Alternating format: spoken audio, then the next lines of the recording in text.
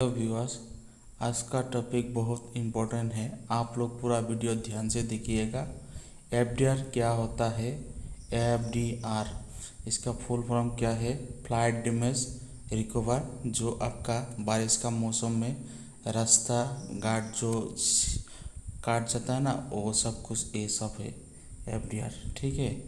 FDR काम मिलने के लिए आपको कहाँ कहाँ पर जाना पड़ेगा, क्या क्या करना पड़ेगा, ये सब कुछ मैं आज आप लोगों को बताऊंगा। मैं एक सिस्टम बनाया हूँ। ये आपका मान लीजिए ऑफिस है। ये ऑफिस में बात करने से आपका एफडीआर का काम नहीं मिलेगा। ये सब कुछ आपको सीखना है तो हमारा चैनल को सब्सक्राइब कीजिएगा और हमारा चैनल के साथ जुड़िएगा। ठीक है। और एक ऑफिस है आपका, जो आपका एक होता है डिवीज़न, ये 1 नंबर डिवीज़न, और 2 नंबर जो होता है ये सब डिवीज़न, और एक है आपका जेई। जेई का मतलब होता है फील्ड में जो वेरिफिकेशन करता है उसको बोलता है जेई। ये तीनों को एक साथ में चाहिए जब आप एफडीआर का काम करना चाहते हैं। एफडीआर का काम करना इतना आसान भी नहीं है। ये सब कुछ बहुत रिस्की काम है एफडीआर का काम। ठीक है। ये सब करने के लिए आपको क्या क्या करना पड़ेगा? फर्स्ट स्टेप में आपको ऑफिस में जाके ऑफिस में जाके आपको पूरा प्रॉपर बात करना पड़ेगा एग्जीक्यूटिव इंजीनियर के साथ। ठीक है। एग्जीक्यूटिव इंजीनियर के साथ बात करने के बाद उसके बाद आपको फिर बात करना पड़ेगा एसडीओ इसके साथ बात करना। और एक ऑफिसर आता है, उसके साथ बात करना पड़ेगा। उसके साथ बात करने के बाद वो आपको बोलेगा जे के साथ बात करने। जे जूनियर इंजीनियर एक होता है फील्ड का, उसके साथ बात करना पड़ेगा। उसके बाद और एक होता है एस आर, इसके साथ बात करना पड़ेगा। वो लोग देखेगा आपका प्रॉपर कौन सा रास्ता ख़राब हुआ है, बारिश का मौसम में कौन सा रास्ता सिर गया है, वो सब रास्ता वो लोग देखेगा। उसके बाद ही आपको वो लोग बोलेगा कि ठीक है भैया, वो इस जगह का एग्जांपल मान लीजिए आपका ये जगह का एक रास्ता था, ऐसे करके ये रास्ता इधर से इधर काट गया और इधर काट गया। तब वो लोग आपको बात बोलेगा जो ये रास्ता का इधर इधर ठीक कर दो, और एफडीआर में हम लोग बिठा देगा इस स्कीम को ऐसे करके वो लोग बोलेगा। तब आपको ये रास्ता एक बार खुद जाके फिजिकली वेरिफिकेशन कर लेना पड़ेगा। एक बार देखिएगा फिजिकल वेरिफिकेशन होने के बाद उसके बाद आपका एरिया का जो जे होता है ना, जे उसके साथ एक बार आप बात कर लीजिएगा जिसका एस्टीमेट कॉस्ट कितना है। एस्टीमेट कॉस्ट मान लीजिए आपका इस रास्ता का आपको 2 जगह पर ठीक करना होगा, 10 लाख ऐसे करके दिया है। आपका वो खर्चा कितना आएगा वो सब कुछ भी आप देखिएगा। ठीक है। ये 10 लाख दिया है वो लोगों ने आपको इस रास्ता के लिए, और इसको ठीक करने के लिए आपको मान लीजिए आपका इसका 7 लाख खर्चा हो जाएगा।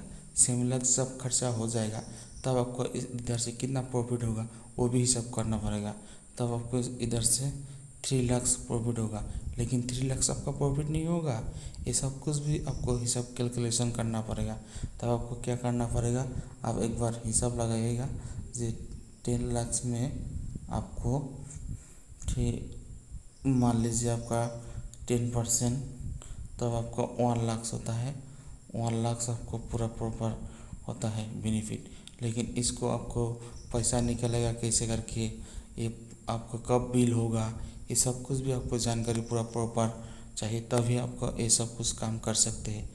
लेकिन इसको मिनिमम आपका मान लीजिए 2 साल इसको बिल मिलने के लिए 2 साल चाहिए, नहीं तो आपको इसका बिल नहीं मिलेगा।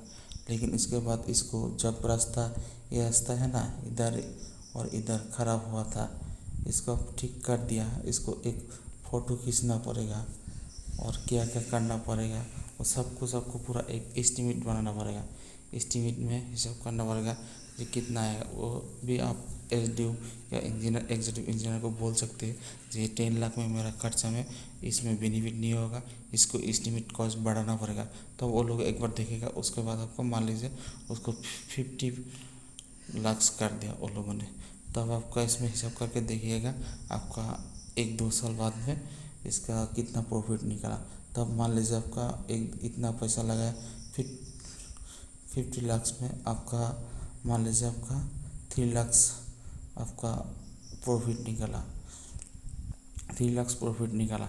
लेकिन इसको तो आपको 2 साल के लिए रहना ही पड़ेगा।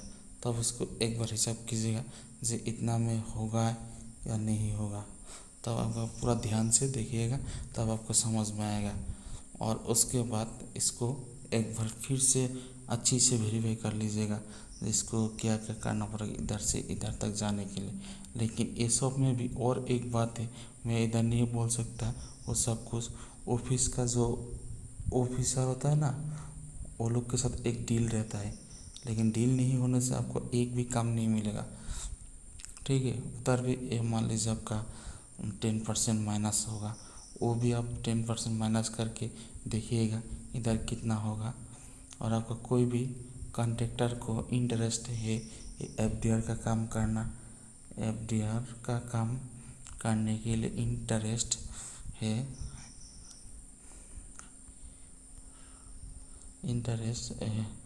तो वो लोग भी ये सब कुछ काम कर सकते हैं। लेकिन एफडीआर का काम करना इतना आसान भी नहीं है और इतना मुश्किल भी नहीं है। जो कॉन्ट्रैक्टर को पहले किया वो लोग को लिए ये सब कुछ पूरा अच्छा ही है, लेकिन वो लोग को ज़्यादा प्रॉब्लम नहीं होगा। लेकिन फर्स्ट जो होता है ना, फर्स्ट जो कॉन्ट्रैक्टर होता है वो लोग के लिए बहुत प्रॉब्लम होता है, ठीक है। वो लोग थोड़ा ध्यान से देखिएगा इसको क्या क्या करना पड़ता है। और लेकिन जो एक्सपीरियंस है 1 ईयर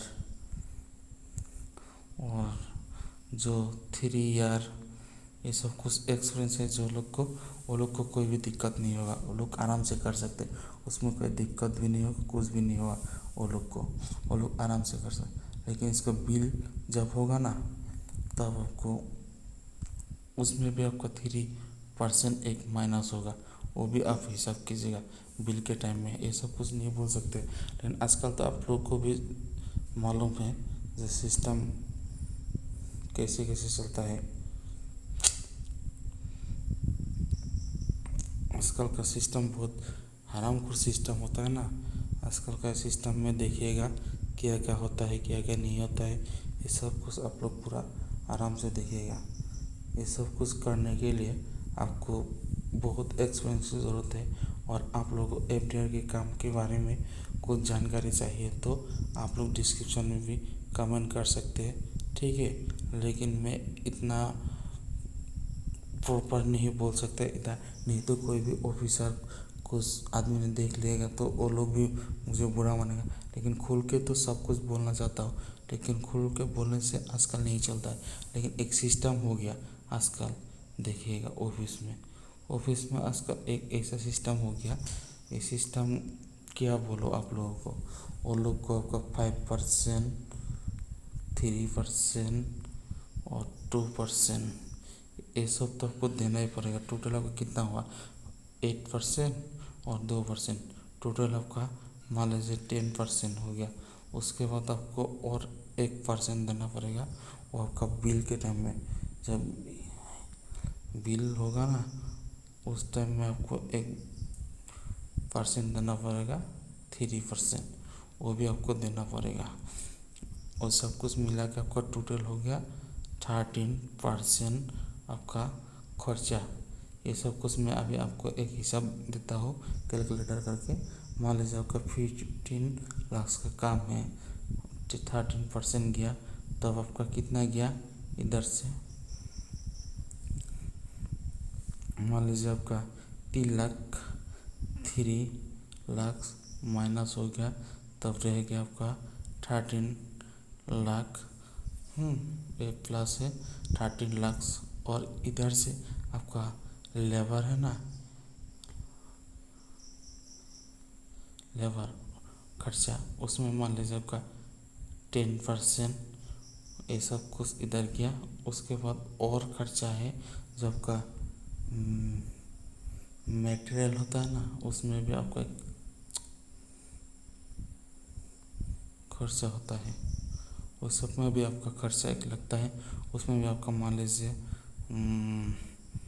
50% इतना गया। तब कितना गया उधर आपका 10% और टोटल हो गया 60%। और उसके बाद वो टोटल आपका 13%। ये सब कुछ मिला के आपका 1630 आपका टोटल हो गया 15 लाख से आपका मान लीजिए आपका 13 लाख खर्चा हो गया। तब आपका 2 लाख बचेगा। 2 लाख ही आपका प्रॉफिट है।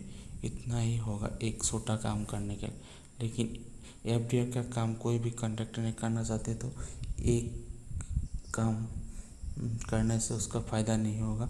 मिनिमम उसको 2-3 काम करना पड़ेगा। मिनिमम उसको आपका मान लीजिए 50 लाख या 80 लाख या 90 लाख, नहीं तो आपका 1 CR, नहीं तो आपका 1.5 CR। इस इतना काम करने से उसको थोड़ा ज़्यादा बेनिफिट होगा और ज़्यादा प्रॉफिट भी होगा। तब उसको हिसाब करके उसके बाद लास्ट में आपका एक 30% उसको profit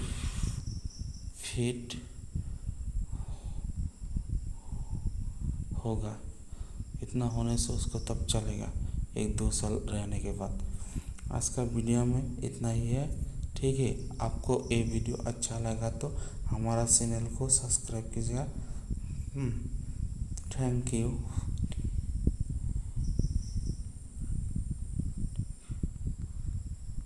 thank you, bye bye. फिर मिलेगा नेक्स्ट वीडियो लेके। Bye bye.